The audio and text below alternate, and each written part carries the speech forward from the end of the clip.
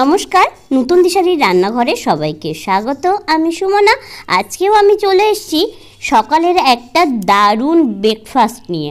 এই ব্রেকফাস্ট যদি আপনারা ভালোভাবে পেট ভরাতে চান তাহলে কিন্তু এই ব্রেকফাস্টটা একবার ট্রাই করে দেখতে পারেন। খেতে যেমনি দুর্দান্ত হয় আর পুষ্টিগুণও কিন্তু এতে আছে প্রচুর। তো চলুন আজকে দেখিয়ে দিই ঝাল সুজির রেসিপি। তো ঝাল সুজি করতে গেলে কি কি উপকরণ লাগে সেগুলো ঝটপট করে দেখে নিই। প্রথমে আমি কড়াইতে দিয়েছি তেল, আর তাতে কালো জিরে ফোড়ন দিয়ে আমি একসাথে একটা মিডিয়াম সাইজের আলু আর প্রায় 100 গ্রামেরও একটু কম নিয়েছি কুমড়ো, ভালো করে কুচু কুচু করে কেটে নিয়েছি। আর তাতে একটা বড় সাইজের পেঁয়াজ কুচিয়ে নিয়েছি, আর দুটো কাঁচা লঙ্কা আর লবণ দিয়ে আমি তেলের মধ্যে ফোড়ন দিয়েছি। দিয়ে একসাথে কিন্তু এটা কন্টিনিউ নাড়তে হবে। আমি ভিডিওটা শ্যুট করতে ভুলে গেছিলাম, তো তেল গরম হওয়া অবস্থাতে আমি দেখাতে পারিনি। যাই হোক, এই সবজিগুলো তেলের মধ্যে ফোড়ন দিয়ে কন্টিনিউ কিন্তু নাড়াতে হবে 2 থেকে 3 মিনিট। যখন একটু ভাজা ভাজা হয়ে যাবে তখন আমি এর মধ্যে দিয়ে দেব একটা ডিমটা ফাটিয়ে আমি কন্টিনিউ 1 থেকে 2 মিনিট মতো কিন্তু নাড়িয়ে নেব। ডিমটা একটু ভাজা ভাজা হয়ে গেলে তারপরে আমি এর মধ্যে দিয়ে দেব সুজি।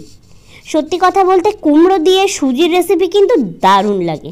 যারা কখনো এইভাবে ঝাল সুজি করে খাননি তো তাদেরকে আমি একটাই রিকোয়েস্ট করব, অন্তত একবার এইভাবে বাড়িতে বানিয়ে সবাইকে সকালবেলা খেতে দিন। দেখবেন সবাই কিন্তু আপনার প্রশংসায় পঞ্চমুখ হয়ে যাবে।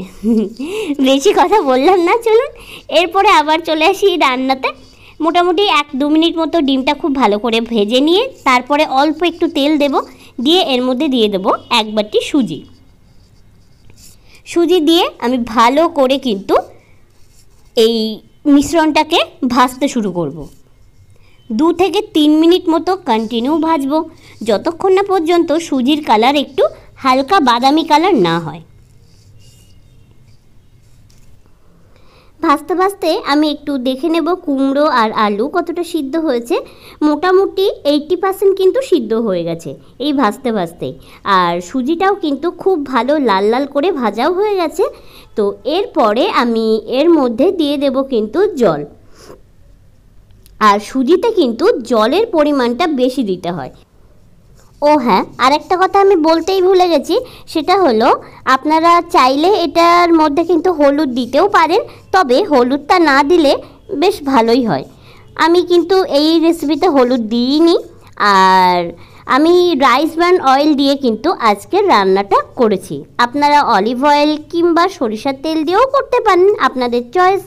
তারপরে আমি এর মধ্যে দিয়ে দিলাম পরিমাণ মতো জলটা দিয়ে একটু দেখতে হবে যে সুজিটা কতটা ফুলতে পারে, সেই আন্দাজে আপনাদের একটু জল দিতে হবে।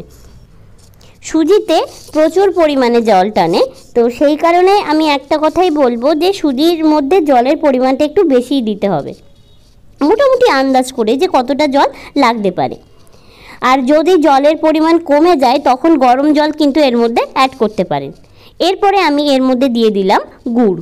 আপনারা চাইলে এর মধ্যে চিনি দিতেই পারেন, তবে চিনির থেকে গুড় কিন্তু অনেকটাই ভালো। যারা ওয়েট লস করতে চাইছেন আবার হেলদি ব্রেকফাস্টও করতে চাইছেন তো তাদের আমি বলবো টেস্টের ব্যালেন্স রাখার জন্য অল্প পরিমাণে গুড় দিতেই পারেন, তবে চিনি একেবারেই নয়।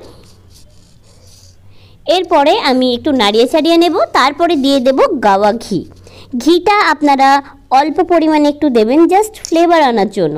আর ঘিয়ের মধ্যে কিন্তু গুড ফ্যাটও আছে, তো যারা ওয়েট লস করতে চাইছেন তারা অল্প পরিমাণে কিন্তু ঘি দিতেই পারেন। আর একদম তৈরি হয়ে গেছে আজকের স্পেশাল ঝাল সুজি। এইভাবে কুমড়ো দিয়ে, আলু দিয়ে, ডিম দিয়ে যদি ঝাল সুজি বাড়িতে বানিয়ে সবাইকে খাওয়াতে পারেন তাহলে কিন্তু সবাই প্রশংসাই করবে। একবার অন্তত এইভাবে ঝাল সুজি করে খেয়েই দেখতে পারেন। যাই হোক, আজকের রেসিপি কেমন লাগলো কমেন্ট করে জানাতে ভুলবেন না। যদি আপনি আমার চ্যানেলে নতুন বন্ধু হয়ে থাকেন তাহলে অনুরোধ জানাই চ্যানেলটাকে সাবস্ক্রাইব করে পাশে থাকবেন।